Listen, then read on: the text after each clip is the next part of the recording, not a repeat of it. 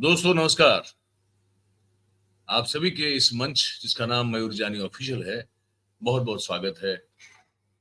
आज के दिन हम जो ये एपिसोड शूट करने जा रहे हैं, रिकॉर्ड कर रहे हैं, वो गुजरात से संबंधित है। गुजरात में वैसे मैं आपको बताता रहता हूं कि कुछ बड़ा ही अजब सा गजब सा घटनाक्रम चलता रहता है। जो लोग गुजरात की सत्ता की धुरा संभाल के बैठे हैं, उनके बारे में कहने के लिए शब्द कम पड़ते हैं। वो तारीफ के लिए नहीं, लेकिन आलोचना के लिए, उसकी विवेचना के लिए, क्योंकि वो काम ही ऐसे कर रहे हैं। क्या कहें। नवरात्रि का पर्व जो है वो चल रहा है, आप सब जानते हैं, पूरे देश में। गुजरात में नवरात्रि का एक अलग सा महत्व है और उस अलग से महत्व को दूषित कर दिया गया है 2003-4 के बाद से, जब से इसको नाम दिया गया वाइब्रेंट नवरात्रि महोत्सव। हर चीज वाइब्रेंट हमारे यहाँ करने की फैशन शुरू हुई और उसके बाद इसका जो मॉडर्नाइजेशन करने की कोशिश हुई, जिसको एक इवेंट बनाने की कोशिश हुई, कोशिश क्या हुई, वो सफल हुई। वो उसमें उसमें वो सफल हो चुके हैं। हमारी जो सरकार उस समय की नरेंद्र मोदी साहब की सरकार, उसके बाद अभी भी जो है वो नरेंद्र मोदी साहब की सरकार है। बाकी जो मुख्यमंत्री बैठते हैं वो कठपुतलियां होते हैं, उनकी उनकी कोई औकात होती नहीं। तो गुजरात के इस बहुत ही पवित्र उत्सव को, त्योहार को एक ऐसे इवेंट में बदलने की सफल कोशिश इस भारतीय जनता पार्टी की सरकार कर चुकी है और उसके बहुत सारे दुष्परिणाम हम भुगत रहे हैं। सबसे पहला तो ये जो एक पूरा एक बहुत ही सांस्कृतिक और साथ में बहुत ही ये आध्यात्मिक उत्सव है, ये समझना पड़ेगा। जो लोग गुजरात से बाहर के हैं उनके लिए भी, और वो जो गुजरात में है जो इसको एक इवेंट समझते हैं उनके लिए भी। गुजरात में हर अलग अलग तरह के त्योहार हैं। अगर आपको ऐसा त्योहार चाहिए जहां पे आपको रोमांस मिले, लड़का लड़की को देख पाए, लड़की लड़के को देख पाए, वो एक दूसरे से मिल पाए, और अगर साथ में आगे जीवन जीना हो तो उसके लिए वो कुछ अपने आगे बातचीत कर पाए, उसके लिए जो त्योहार है हमारे गुजरात में, उसको कहते हैं मेला। वो श्रावण महीना, जो सावन महीना होता है, जहाँ जो जो जन्माष्टमी का महीना होता है, तो वहां पे हमारे यहाँ मेले लगते हैं। फोक फेयर जिसको कहते हैं अंग्रेजी में, लोक मेला कहते हैं इसको हमारे यहाँ। आम लोगों का मेला होता है वहां पे। वो उसकी परंपरा ही वही है। त्रिनेत्र का जो मेला है, जो विश्व प्रसिद्ध है, वो एक्चुअली उसके पीछे का कारण ही यही है कि जो हमारे आम जनता, आम लोग जो हैं, वो लड़के लड़कियां उत्साह से और यौवन से भरे हुए उस मेले में अपने लोगों के साथ जाते हैं, एक दूसरे को देखते हैं। तो ठीक है, अगर बात बन गई तो शादी तक बात पहुंचती है। और वो सब भी उस जो था वो एक निगरानी में होता था। नवरात्रि वो त्योहार नहीं है। नवरात्रि जो है वो शक्ति के 9 अलग अलग स्वरूपों की आराधना का त्योहार है। और जहां तक मुझे याद है, मैं बड़ा हो रहा था, मेरी उम्र जो है वो 52 साल की हो चुकी है। मैं जब बड़ा हो रहा था और जब तक मैं अपना छोटा सा कस्बा छोड़ के अहमदाबाद के लिए नहीं निकला था, तब तक भी ये त्योहार हमारे यहाँ सौराष्ट्र में ऐसे ही मनाया जाता था। ये कोई फैशन शो नहीं है, ये कोई इवेंट नहीं है, ना कभी था, ना कभी हो सकता है, ना इसको करना चाहिए। लेकिन इस बारे में हमारे जो हिंदू हित रक्षक पार्टी के जो धुरंधर लोग हैं, उनकी सोच कुछ अलग है। तो वो सब चीजें होने दे रहे हैं जिससे इस त्योहार की गरिमा, इस त्योहार की, जिसे कहते हैं कि सौम्यता और उसका सत्व, वो पूरी तरह से बर्बाद मेरी नजर में हो चुका है। अब मुझे कोई अगर ऑर्थोडॉक्स समझे या मुझे कोई ओल्ड स्कूल समझे या जो समझे, मैं जैसा हूं यहाँ पे, मैं बहुत ही फर्म हूँ और बहुत ही जिसे कहते हैं डिटरमाइंड हूं मैं इस चीज को, इस पूरे त्योहार की, उसकी जो उसका जो सार है मनाने को लेकर, उसको लेकर। तो मैं ये नहीं मानता कि जो जिस तरह का स्वरूप अभी दिया गया है नवरात्रि का, वो दिया जाना कभी भी चाहिए था, लेकिन ये हो गया है। अब होता क्या है कि रील का जमाना है आजकल। लोग कहीं भी खड़े होके एक 30 सेकंड का वीडियो बनाते हैं, हर जगह सेल्फी ली जा रही है, हर जगह रील लिए जा रहे हैं, हर जगह अपने आप को कुछ थोड़े से चंद लाइक के लिए, थोड़े से चंद कमेंट के लिए जो है वो कहीं भी कोई भी रिस्क लेने के लिए लोग तैयार हो जाते हैं। बड़ा अजीब सा जमाना है ये। ऐसे में ये मैं थोड़ा लंबा इसलिए कह रहा हूँ, ये जरूरी है, मुझे लगता है, मुझे पता है 5 मिनट हो चुका है और गेस्ट हमारे जो है वो मेहमान हमारे जो है वो अभी बैठे हुए हैं, मैं उनको जोड़ रहा हूँ। ये थोड़ी जो है मेरी खुद की भी मेरी पीड़ा है, ये मेरे मन की एक है, तो मैं आपके भी मन की या तो दिल की बात मैं आज करना चाहता हूँ, इसलिए मैं ये आपसे बात कर रहा हूँ। ठीक है, तो नवरात्रि के त्योहार का जो ओरिजिनल असल जो खाका है, उसका जो रंग रूप और उसका जो महत्व है, उसको चौपट कर दिया गया है। और पिछले कुछ सालों में फिर जिस तरह से शासन होता है उस तरह से अब लोग भी जो है, जनरेशन भी जो नई पीढ़ी उसमें ढल जाती है। सुप्रीम कोर्ट ने आदेश दिया हुआ है कि रात के 12 बजे के बाद कोई भी लाउड स्पीकर नहीं बजेगा। ये सुप्रीम का आदेश है। और हम लोगों का भाग्य ऐसा है गुजरात का कि हमको एक ऐसा गृह मंत्री मिला है जिसका नाम हर्ष संघवी है। वो मीडिया के सामने घोषणा करते हैं कि पूरी रात आप गरबा खेलिए, पूरी रात आप डांडिया खेलिए, आपको कोई नहीं रोकेगा। मतलब सुप्रीम कोर्ट का आदेश है, लेकिन इस इमामानों को या तो पता नहीं या इसको मानना नहीं चाहते।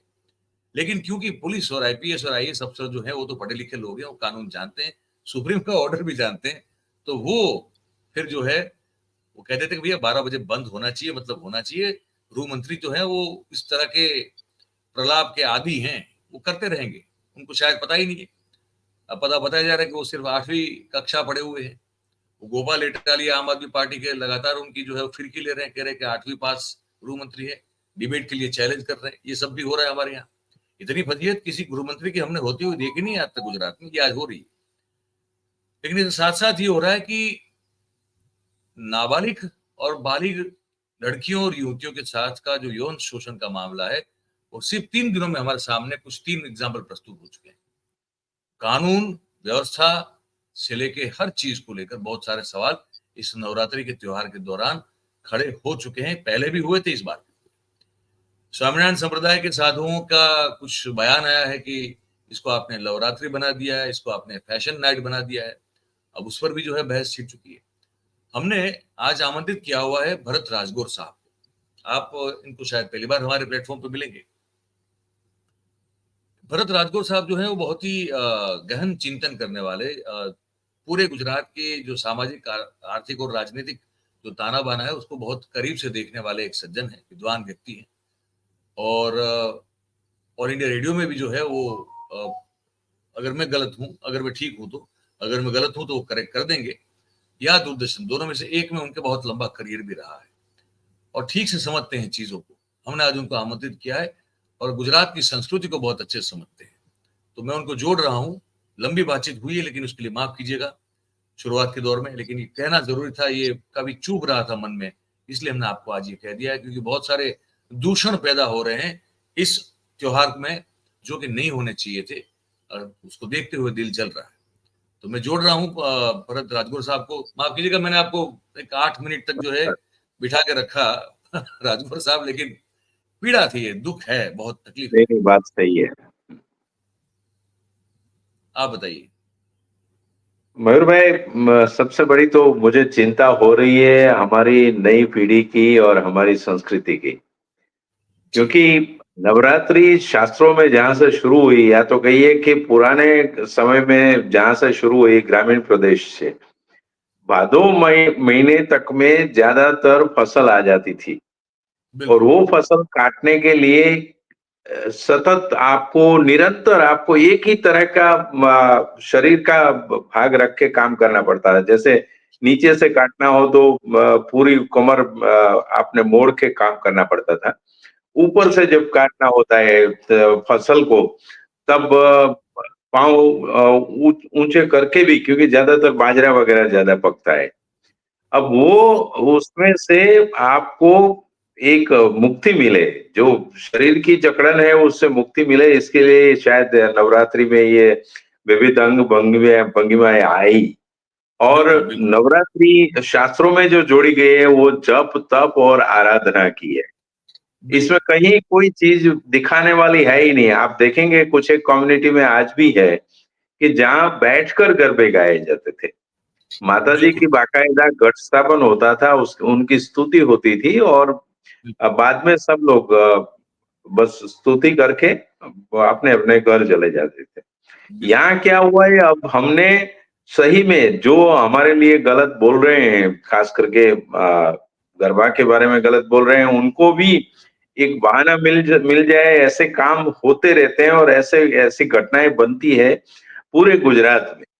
तो इसके जी। लिए हमारे गृह मंत्री श्री ने या सरकार ने जो कुछ सोचा ही नहीं शायद, या सोचा तो उसके बारे में ऐसा कोई बंदोबस्त किया ही नहीं है।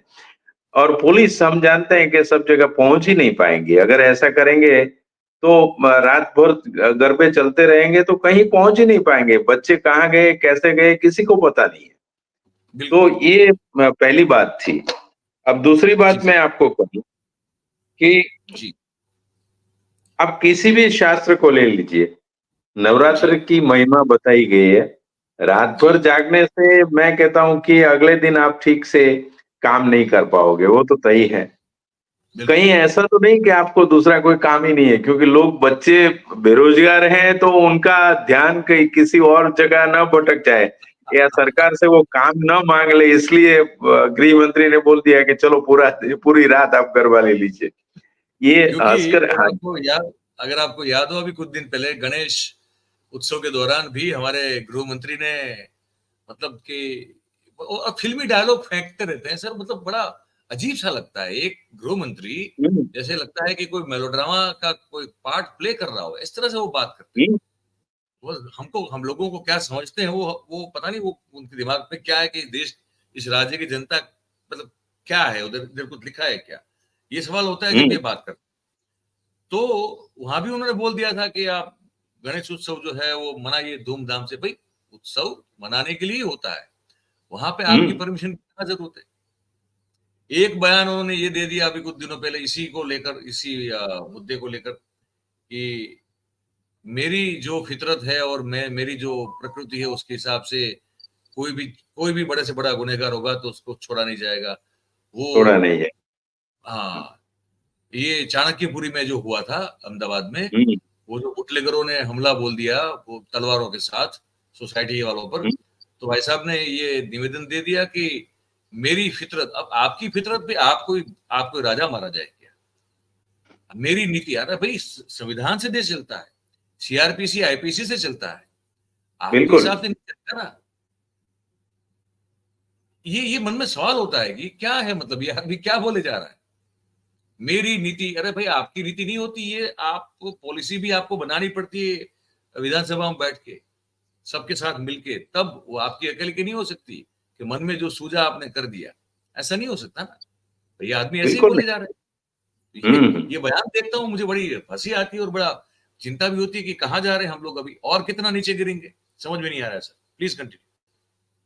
और मयूर भाई, मुझे लगता है शायद लोकतंत्र में हम ये भूल गए हैं, या तो नेतागण भूल गए हैं, नेता लोग, कि प्रजा को, सिंगापुर का एग्जाम्पल हमारे सामने है, बिल्कुल उदाहरण, और बाकी बहुत सारे देशों के उदाहरण हमारे सामने है कि प्रजा है वो तो बच्चों की तरह है, वो जो भी मांगे वो सब कुछ देने का सवाल ही नहीं होता है। नहीं होता है। उसमें उसके उसकी भलाई के लिए क्या है वो देना होता है। सरकार बिल्कुल। का काम है उसकी भलाई के लिए नीतियां बनाना, उसको नीतियों को अमलीकरण करना, वो सब करना है। न कि बिल्कुल। वो जो चाहे वो दे दे। तो कल जैसे आप अभी देख रहे हैं, अभी तो गैर कानूनी माना जाता है, मगर इतनी करोड़ों का ड्रग्स जब पकड़ा जाता है, कल प्रजा कहेगी कि हमें ड्रग्स लेने दो, तो क्या तो क्या करोगे? सरकार कहेंगे नहीं नहीं आप जो चाहे ले लो, कोई प्रॉब्लम नहीं है। आज कैंसर के इतने केसेस बढ़ रहे हैं, इसके पीछे ज्यादातर आप पूरे, आप जहां से हैं, मैं भी वही एरिया से हूँ, कि सौराष्ट्र में आप देखिए कि न कि केवल लड़के लोग या पुरुष, स्त्रियां भी, महिलाएं इतना ड्रग्स तो नहीं कह सकते, मगर वो तंबाकू वगैरह का इतना सेवन करने लगी है कि जी। इसके लिए अब वो हालत ऐसी हो गई कि दिन में खाने में जितना खर्च नहीं होता है, मैंने उतना खुद इसमें होता है। जाके देखा है, उतना हाँ, तंबाकू के पीछे खर्च होता है, मसाला मावा के पीछे खर्च होता है, जिसे सौराष्ट्र में मावा बोलते हैं। अब मावा पता नहीं मुझे कहाँ से आ गया, मावा तो सही में खोया के लिए कहा जाता है, और ये लोग मावा उसको बोलने लगे। तो ये हालत है कि प्रजा जो चाहे वो देना नहीं है, प्रजा को जो उसके हित में जो है वो देना जरूरी है, और जी, उसकी जहाँ भलाई है वही पूरा करना है। बिल्कुल। हाँ जी। ये बात बिल्कुल सही है आपकी।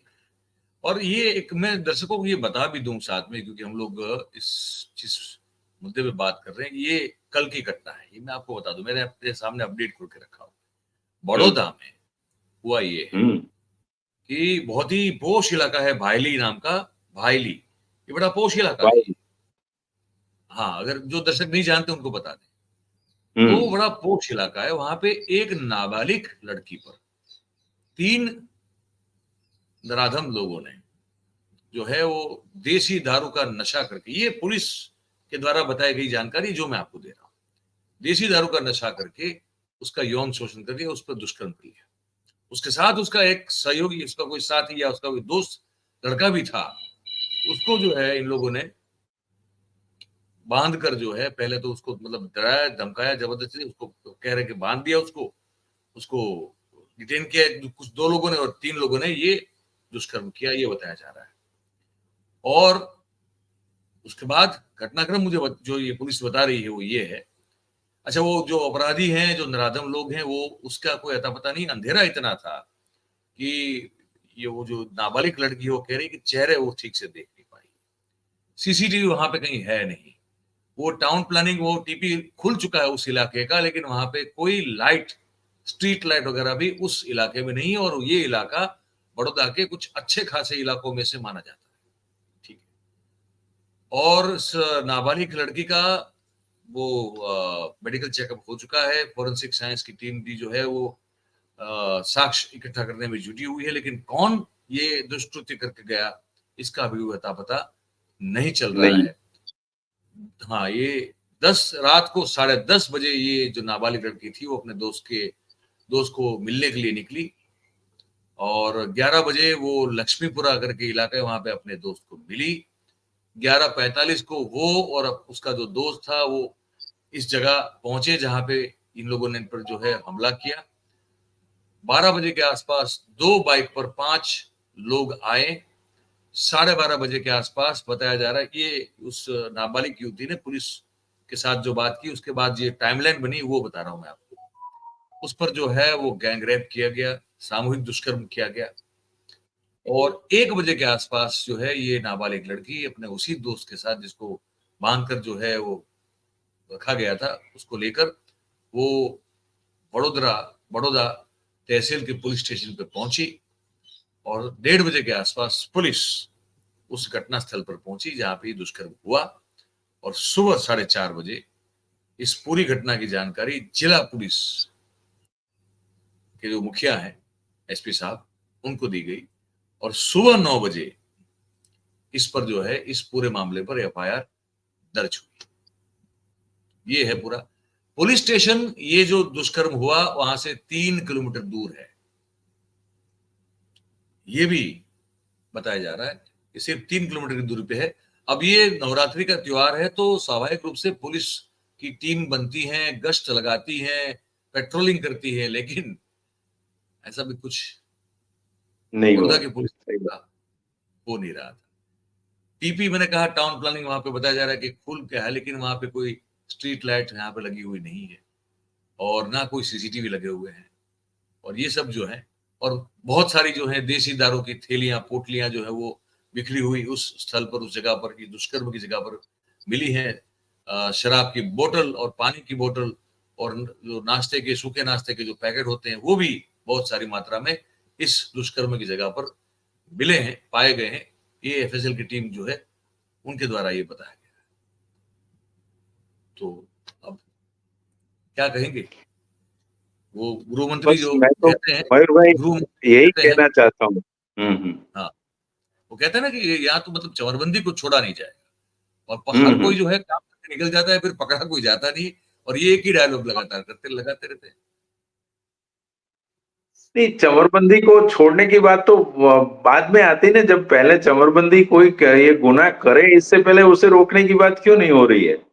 और नवरात्रि के बारे में तो मैं खास करके हमारे दर्शकों को बताऊंगा कि ये जो नवरात्रि के लिए कहा गया है कि इट्स ए इवेंट, और ऐसा कहे कि celebration of good on evil, light on dark. अब अंधकार पर उजास का विजय है और बुरी चीजों पर अच्छी चीजों का विजय है, अच्छाई का विजय है। तो इसमें ये सब चीज कहाँ से आ गया? आप गांव में आपने भी देखा होगा, हमने भी देखा है बहुत सारे गांव में कि जहाँ रामलीला का मंचन होता था, दूसरे बड़े संतों के जीवन पर मंचन होता था। तो ये सब भूलकर हम शायद इस तरह पहुंच गए हैं, और इसमें सबसे बड़ी दुख की बात तो यही है कि सरकार ने खुली छूट दे रखी है कि आप आराम से जो करना है करो, कोई आपको रोकेगा नहीं। और न तो आपकी भलाई के लिए सोचा है, और प्रजा, जैसे मैंने आपको कहा, अंत में वही कहूंगा कि वो तो बच्चों की तरह है प्रजा, तो उनको सोचने के लिए आपने बाध्य करना है, या सोचने के कुछ विचार देने हैं कि भाई ये आपकी भलाई के लिए नहीं है। अब पूरी रात आप जब गरबा करोगे तो दूसरे दिन ऑफिस में काम कर ही नहीं पाओगे। तो और जो बड़े बड़े लाउड स्पीकरों से जैसे चलता है हमारे वो आसपास में, मैं आपको कहूं कि करीबन 3 या 4 पार्टी प्लॉट है छोटे बड़े। अब वो पार्टी प्लॉट में जब तक चलता रहता है लाउड स्पीकर, तब तक हमारे जैसे कितने भी बूढ़े या बच्चे सो नहीं पाएंगे। तो ये सरकार ने कभी सोचा ही नहीं। जो सुप्रीम कोर्ट ने यही सोच के तो कहा है कि भाई 12 बजे के बाद तो सबको सोने दो, ये नहीं हो रहा है, और यही बड़ी चिंता का विषय है। ये बड़ी चिंता का विषय, बात सही है। और फिर ये भी हम साथ साथ होते हुए देख रहे हैं कि अब वो एक और ये वाला इसमें विवाद भी है। वो स्वामीनारायण संप्रदाय के कोई स्वामी जी हैं, उनका निवेदन आ गया, तो उसको अब इसको कोई, मैं ये कहता हूं कि अच्छा उन पर फिर आरोप लगे कि भाई आपके साधु जो है, स्वामी जो है, वो तो समलैंगिक संबंध बनाते हुए पकड़े जाते हैं, आपकी क्या हैसियत, क्या आप इस बारे में बात करोगे? शैलेश सोटा, बड़ौदा के, ये डभोई के विधायक का मैं वीडियो देख रहा था, भाजपा के विधायक है ना। अब इनको ये बड़ी चिंता है कि भाई अगर इस दांडिया खेलने आए जितने भी लोग हैं इस ग्राउंड में, अगर किसी के भाल पर अगर तिलक नहीं है तो वो अभी निकल जाए, ऐसे कह रहे हैं वो, चुटकी बजाते कैसे निकल वो तो जाइए। गांधीनगर में भी कल हुआ ना। ठीक है, हाँ मैं आ रहा हूं उसी पे। लेकिन वो इस चीज की चिंता नहीं कर रहे कि तिलक लगा के इंसान की खाल में अगर भेड़िया घूम रहा है, उसकी चिंता नहीं, लेकिन तिलक बिल्कुल लगा नहीं। होना चाहिए, है ना। कल गांधीनगर में भी हुआ, बजरंग दल वालों का घर्षण हुआ, वो पुलिस के साथ उनकी मेरे ख्याल से झड़प भी हुई, तो उन सब पर कुछ मेरे ख्याल से कुछ केस दर्ज हुआ है। तो भरत भाई, ये कैसी मानसिकता हमारी होती जा रही है, तो हो चुकी है कि तिलक लगेगा तो फिर जो जो दानव है वो भी, राक्षस भी चलेगा, लेकिन तिलक लगा होना चाहिए। वो फिर वो क्या हरकतें करता है, उसकी उसकी कोई जिम्मेदारी नहीं है, उस पर कोई चेक एंड हम्म, बैलेंस नहीं है, लेकिन तिलक लगना चाहिए बस, वरना फिर आप बिगड़ बिल्कुल। जाओ अभी कभी। ये विधायक कह रहे हैं भाजपा के। मयूर भाई, हमें जो जैसे बहुत सालों से कहा जाता है, या कहिए कि हमारे तरफ ताना मारा जाता है हिंदुओं की तरफ, कि Hindus are religious in tradition.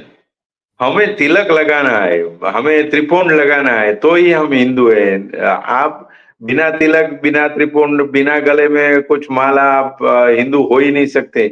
ऐसी जो स्थिति बना दी है, वो शायद हमारे धार्मिक नेताओं ने, या नेता में से जो धार्मिक आगेवान बने हैं उन्होंने, वो गलत है, और वो सुधारने की जरूरत है। वो सरकार इसके बारे में कुछ सोच नहीं रही है। हमारे धार्मिक जो नेता संत गण है, वो भी नहीं सोच रहे हैं कि लोग जो जिस तरह से जीते हैं उस तरह से उनका जीवन ही बिल्कुल आप कहिए कि सनातन या हिंदू संस्कृति का हो, ऐसा नहीं हो सकता है। बजरंगदास बाबू का मुझे यहाँ एक उदाहरण अच्छा याद करना पड़ता है। बजरंगदास बाबू को बहुत सारे लोग पूछते थे सौराष्ट्र में, और कोई कोई ऑफिसर, कि आप हिंदू है तो फिर तिलक वगैरह क्यों नहीं है, चांदला क्यों नहीं किया आपने? तो वो कहते हैं भाई मुझे तो मेरी ये एक बंडी जो है वही काफी है, जैकेट जो छोटा पहनते थे बिना बाएं का, और बाकी मुझे कुछ नहीं करना है, मैं इंसान हूँ, इंसान ही रहूं। तो आदमी को इंसान बनाने की जो बात है वो सारी सरकार या कहे कि हमारे नेतागण सब लोग भूल गए हैं। बात सही है सर, बात सही है। तो दोस्तों, आप ये घटना भी बतानी थी और इसको लेकर जो हमारे मन में पीड़ा है ये भी हमको आज जो है वो व्यक्त करनी थी, तो अब हमने कर दी। राजगुरु साहब, आपका बहुत बहुत शुक्रिया, आपका बहुत बहुत धन्यवाद, आपने वक्त निकाला और आपने अपनी बात आपका रखी। भी बहुत बहुत शुक्रिया। ऐसे ही आप आते रहेंगे तो गुजरात के मुद्दों पर हम लोग बात करते रहेंगे। बिल्कुल और करते रहेंगे। चाहूंगा कि आप समय समय पे जो है वो आए, और जो ऐसे इश्यू हैं, क्योंकि आपका भी अनुभव काफी काफी समृद्ध है, तो उस पर आप जो है वो ठीक से लोगों तक बात, आपकी भी एनालिसिस जो है पहुंचा पाएंगे, दर्शकों के लिए जानकारी। क्योंकि बाहर हमारे जो दर्शक हैं, गुजरात से तो है ही हैं, लेकिन हमारे जो बाहर के दर्शक हैं उनको बड़ा एक इंटरेस्ट और रुचि होती है कि भाई एग्जैक्टली हो क्या रहा है गुजरात में, और हमारा जिम्मा है कि जो है वो सच बताएं। तो आपका सहयोग चाहेंगे सर, बहुत बहुत धन्यवाद करेंगे। आप आए और आज बातचीत की आपने। Thank you very much sir, thank you. नमस्कार। दोस्तों, बस यही बात थी, आपको बता दी। हमारा नवरात्रि को लेकर जो एक थोड़ा सा तूफान है मन में, इस त्योहार को लेकर, इसके इसके जो विकृतीकरण को लेकर है मन में पीड़ा, तो हमने आपको बताई। राजगुरु साहब ने भी अपनी बात बताई। अब आपकी बारी है, आप इस बातचीत को सुन के आपके मन में जो भी ख्याल आता हो, हमको ये कमेंट बॉक्स में लिख के जरूर से बताइएगा। और अगर आपको बातचीत पसंद आई तो फिर इस वीडियो को लाइक कीजिए। इस वीडियो की लिंक जो है उसका आप हो सके उतना शेयर कीजिए, ताकि आपके समर्थन से ज्यादा लोगों तक ये बात पहुंच जाए। और हमारा चैनल, आपका चैनल, हम सबका चैनल है ये, इसको आप सब्सक्राइब करें अगर नहीं किया अब तक, और अपने आसपास के लोगों से भी इसको करवा दें। ये छोटी सी रिक्वेस्ट है, इसको मान लीजिए। बहुत बहुत धन्यवाद करेंगे आप सभी का हमारे साथ इस कार्यक्रम में जुड़ने के लिए। Thank you very much. नमस्कार।